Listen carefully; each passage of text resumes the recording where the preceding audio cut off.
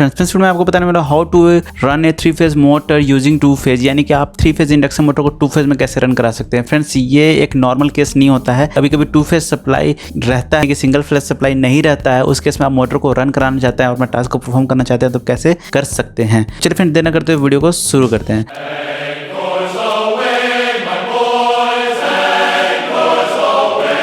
Friends होता क्या है, कभी कभी आपके खेतों में या फिर आपके घरों में 3 मोटर लगा हुआ है और आपके अचानक क्या होता है कि एक फेज गैप हो जाता है, नहीं कि सिंगल फेजिंग हो जाता है। तो उस केस में आपका जो मोटर अगर चल रहा है या रनिंग केस में मोटर चल रहा है तो फ्रेंड्स उस केस में क्या होगा कि ये मोटर जल जाएगा अगर आपको पता नहीं रहेगा कि सिंगल फेजिंग हो चुका है। तो उसके सोल्यूशन के लिए हम यहाँ पर लगाते हैं सिंगल फेज प्रिवेंटर।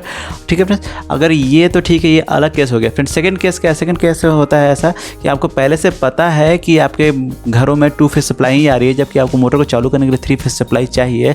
तो फिर आपके पास क्या एक एक्सटर्नल आइडिया होना चाहिए जिसके थ्रू आप मोटर को चला सके और अपना टास्क को परफॉर्म कर सके इजीली। ठीक है, तो इसी वीडियो में मैं इस यहाँ पर चर्चा करूंगा। तो मैं आपको बताना चाहता हूँ कि पहले सिंपल सा सिनेरियो जो आपके घरों में यहाँ पर जनरली देखने को मिलता है। तो जनरली आप अपने घरों में सबमर्सिबल पंप के लिए या मोटर के लिए क्या करते हो कि एक ड्यूअल स्टार्टर का यूज़ करते हो। तो फ्रेंड ड्यूअल स्टार्टर में होता क्या है, देखिए यहाँ जैसे बता रहा था, यहाँ पे फेज आपने दे दिया और यहाँ NBC कॉइल होती है, पुश बटन होता है। देखिए यहाँ जैसे मैं बता रहा हूँ, ये ऑफ के लिए होता है, ये ऑन के लिए होता है, ग्रीन वाला ऑन के लिए होता है और ये वाला ऑफ के लिए होता है। और यहाँ पे एक ऑक्सिलरी कॉन्टैक्टर होता है जो कि मेन कॉन्टैक्टर से कनेक्टेड रहता है। ठीक है, तो यहाँ पर ये अरेंजमेंट होता है कि ड्यूअल स्टार्टर में। ठीक है, तो यहाँ पे क्या करते हैं और साथ ही यहाँ पे फ्यूज़ लगा हुआ है। तो यहाँ जो है आपका जैसे कि 3 फेज आप अपने घर में आया फ्यूज़ के थ्रू, और फ्यूज़ के थ्रू यहाँ घर में आया और ये मोटर को चालू कर दिया। ड्यूअल स्टार्टर में और कुछ भी नहीं होता है, सिंपल से एक सर्किट से कनेक्शन होता है।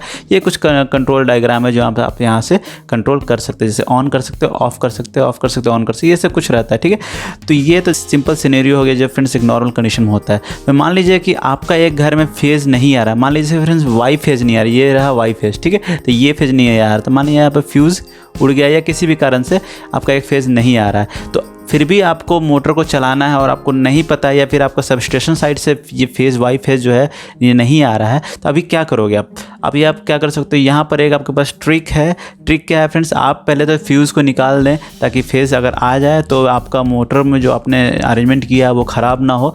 तो इसलिए आप क्या करेंगे, आप फ्यूज़ को निकाल देंगे। फ्यूज़ को निकालने के बाद आप यहाँ पर 2 बचेंगे बाहर, आर और बी होने पर आप क्या करेंगे, आपको बस एक अरेंजमेंट होना चाहिए। एक अरेंजमेंट क्या है मैं आपको बताता हूँ फ्रेंड्स। आपको यहाँ पर 3 कैपेसिटर को यूज़ में लाना है फ्रेंड्स। ये जो ट्रिक है जो मैं आपको बता रहा हूँ वो 3 phase 3 HP and 5 HP motor के लिए एप्लीकेबल है फ्रेंड्स। ठीक है, तो आप 3 HP या 5 HP आपके पास मोटर है तो आप इसे यूज़ में ला सकते हैं बहुत आसानी से। तो इसके लिए मैं आपको बताया कि आपको 3 कैपेसिटर की ज़रूरत पड़ेगी, उसमें से 2 रनिंग कैपेसिटर होगा और एक स्टार्टिंग कैपेसिटर होगा। ठीक है, तो कैपेसिटर का डायग्राम क्या रहेगा फ्रेंड्स मैं आपको बताता हूँ। मान लीजिए फ्रेंड्स ये है आपका रनिंग कैपेसिटर।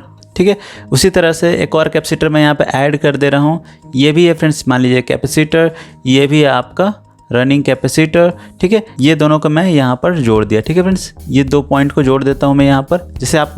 जैसे मैं आपको ड्राइंग यहाँ बता रहा हूँ, आपको भी एज इट इज़ आपके घरों में इस तरह कनेक्शन करने हैं। ये है कैपेसिटर, ये भी कैपेसिटर, ये कौन सा रनिंग कैपेसिटर है, ये भी रनिंग कैपेसिटर है। ठीक है फ्रेंड्स, तो कैपेसिटर 1 मान लो आप ये हो गया और ये कैपेसिटर 2 हो गया। ठीक है, और आपको जो तीसरा कैपेसिटर लगेगा वो होगा फ्रेंड्स स्टार्टिंग के लिए, स्टार्टिंग कैपेसिटर।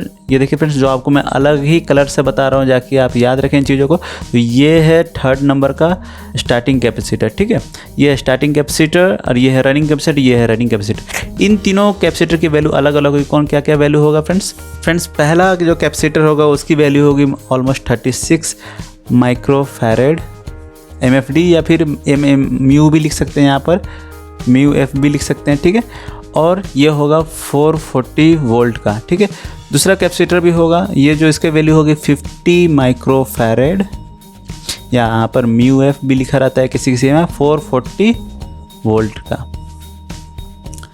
ठीक है फ्रेंड्स, तीसरा जो कैपेसिटर होगा फ्रेंड्स मैं यहाँ पे आपको दिखा दे रहा हूँ, ये होगा 220 to 250 वोल्ट। ठीक है। आप ये क्वेश्चन सोच रहे होंगे कि फ्रेंड्स ये माइक्रोफैराड मैंने आपको क्यों नहीं बताया है। तो फ्रेंड्स इसका रीज़न ये है कि ये आप अगर मार्केट में जाओगे, आप बोलोगे कि मुझे एक स्टार्टिंग कैपेसिटर चाहिए, जैसे स्टार्टिंग एप्लीकेशन के लिए स्टार्टिंग कैपेसिटर चाहिए जो 220 to 250 वोल्ट का चाहिए, तो आपको ये ईजिली यहाँ पर ये चीज़ मिल जाएगा, ठीक है। जैसे कि ये जो है स्टार्टिंग के लिए, ठीक है, ग्रीन वाला जैसे कि मैं आपको दिखा पा रहा हूँ, और ये जो है 36 माइक्रोफैराड और 50 माइक्रोफैराड जो है ये है रनिंग के लिए फ्रेंड, ठीक है। तो फ्रेंड्स अगर आपका 3 फेज़ मोटर है जो आपको ये इस तरह से कनेक्शन, जैसे आप मैं बताया आपको इस तरह से कनेक्शन तैयार कर लेना है। फ्रेंड्स एक चीज़ मैं आपको और बताना चाहूँगा, यहाँ कनेक्शन में थोड़ा ट्विस्ट है। ट्विस्ट ये है कि फ्रेंड्स यहाँ पर आपको जैसे कि स्टार्टिंग कैपेसिटर में आपको क्या करना होगा, एक पुश बटन यूज़ करना होगा, ठीक है। तो पुश बटन आपको यूज़ करना होगा, तो यूज़ ऐसे करना होगा जैसे ये आपका बेल का जो बटन होता है, जो कि पुश करने पर ऑन होता है रहता है, बाकी आप पुश हटा लोगे, वहाँ से प्रेस करना हटा दोगे तो वो ऑफ हो जाएगा। तो ये है आपका पुश बटन, ठीक है। ये पुश बटन होता है, यहाँ पर आपको इसे पुश करना होता है। अगर यहाँ पे पुश करोगे तो ये तब तक ये ऑन रहेगा, अगर आप पुश हटा दिया आपने तो ये हट जाएगा, ठीक है। तो इसका यूज़ ऐसे करते हैं फ्रेंड्स, जब भी आपका मोटर को स्टार्ट करना है तो आपको इस कनेक्शन को कंप्लीट कर लेने के बाद आप यहाँ पे क्या करेंगे, आपके पास यहाँ देख पा रहे हैं 2 लीड बच रहा है फ्रेंड्स। इस लीड का नाम मैं आपको बताता हूँ। मान लीजिए ये लीड A है और ये लीड B है, ठीक है। तो यहाँ आपको इसे यूज़ करना है। तो ये क्या करना है, सबसे पहले मान लीजिए इसे थोड़ा और लंबा किया और ऐसे किया और इधर ले जाके एक मैंने यहाँ से कनेक्ट कर दिया, ठीक है। आप देख पा रहे हैं ये एक ब्लू है, ब्लू लाइन से मैंने इसे कनेक्ट कर दिया है। और एक ये जो लीड है इसे भी हम थोड़ा ऊपर लेके गए और हम यहाँ क्या कर रहे हैं, इससे कनेक्ट कर दिया फ्रेंड्स, ठीक है। अब हम इससे कनेक्ट कर दिया और ये जो है, ठीक है, हमने एक इसे कनेक्ट कर दिया, एक येलो वाले से कनेक्ट कर दिया और एक हम दिखा पा रहे हैं आपको एक ब्लू वाले से हमने कनेक्ट कर दिया। फ्रेंड्स यहाँ पे हम आपको ऐसे दिखा रहे हैं ड्राइंग कि आप देख पा रहे हैं येलो वाला है जो कि यहाँ पर फ्यूज़ निकाला, यानी कि यहाँ पर 2 फेज़ ही है, मतलब एक येलो वाले में फेज़ नहीं है, तो एक जिसमें फेज़ नहीं है उससे हम एक पॉइंट को कनेक्ट कर देंगे और दूसरे पॉइंट को जिसमें एक फेज़ है। आप चाहें तो इस वायर को आप रेड से भी कनेक्ट कर सकते हैं। तो मैंने यहाँ ब्लू से कनेक्ट कर दिया, वो आपकी इच्छा है, आप चाहे जिससे भी कनेक्ट कर सकते हैं। आप यहाँ मल्टीमीटर का यूज़ लेकर के आप यहाँ पर चेक कर लें कि किस में वोल्टेज ज़्यादा मिल रहा है, यानी कि आपको रेड में ज़्यादा मिल रहा है तो आप रेड से कनेक्ट कर लो, और आपको ब्लू में ज़्यादा वोल्टेज मिल रहा है रेड के कंपेयर में तो आप ब्लू से कनेक्ट कर लो, ठीक है। तो ये सब कनेक्शन होने के बाद आपको क्या करना है फ्रेंड्स, आपको मोटर को स्टार्ट करना है। तो फ्रेंड्स आप मोटर को जैसे स्टार्ट करते हो वैसे ही आप इसे स्टार्ट करोगे। स्टार्ट करने के बाद आपको यहाँ पर पुश बटन को 2 से 3 सेकंड तक के लिए यहाँ पर आपको दबा के रखना है इस पुश बटन को, ठीक है। आप यहाँ पर पुश बटन को 2 से 3 सेकंड के लिए दबा के रखोगे, उसके बाद इसे रिलीज़ कर दोगे। फ्रेंड्स ये क्या करता है, पुश बटन को जो आप 2 से 3 सेकंड के लिए दबा के रखो तो ये जो कैपेसिटर है, स्टार्टिंग कैपेसिटर, ये स्टार्ट करने में केवल हेल्प करता है। कई लोग क्या करते हैं कि यहाँ पर स्टार्टिंग कैपेसिटर नहीं देते हैं और यहाँ केवल रनिंग कैपेसिटर से ही चलाते हैं। तो ऐसे में क्या होता है फ्रेंड्स, इस रनिंग कैपेसिटर की वैल्यू जो है यहाँ पर दोगुनी करनी पड़ती है, यानी कि आपको यहाँ पर 2 कैपेसिटर ऐसे पेयर में यूज़ करने पड़ेंगे, जैसे कि CR1 और CR2, यानी कि 36 माइक्रोफैरड और 50 माइक्रोफैरड के 2 और आपको कैपेसिटर इस तरह के पैरेलल में लगाने पड़ेंगे, ठीक है। और एक चीज़ है फ्रेंड्स, अगर आपने यहाँ पर पुश बटन यूज़ नहीं किया और आपने डायरेक्ट इसे कनेक्शन में दे दिया तो क्या होगा फ्रेंड्स, 5-10 मिनट में जो आपका स्टार्टिंग कैपेसिटर है वो ख़राब हो जाएगा, क्योंकि स्टार्टिंग कैपेसिटर केवल थोड़ा सा समय के लिए स्टार्ट करने मात्र के लिए ही वहाँ यूज़ होता है, उसके बाद ये अपने सर्किट से हट जाता है, ठीक है। तो यहाँ पर इस तरह का आपको अरेंजमेंट करना होगा। और मान लीजिए आपका 3 फेज़ मोटर जो है 3 HP वाला मोटर अगर 36 माइक्रोफैरड पर नहीं चल रहा है तो आप यहाँ पर 36 की जगह 50 माइक्रोफैरड का यूज़ कीजिए, ठीक है।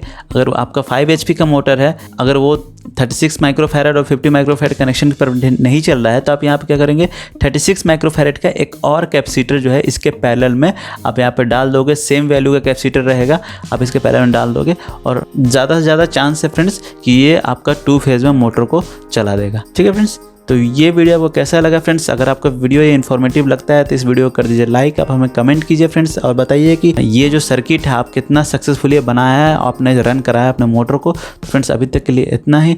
नेक्स्ट वीडियो में आपको बताऊंगा कि आप सिंगल फेज से 3 फेज के मोटर को कैसे ऑपरेट करा सकते हो, कैसे रन करा सकते हो। तो फ्रेंड्स नेक्स्ट वीडियो हमारा देखना बिल्कुल मत भूलिएगा। तो चलिए फ्रेंड्स अभी तक के लिए इतना ही। Thank you.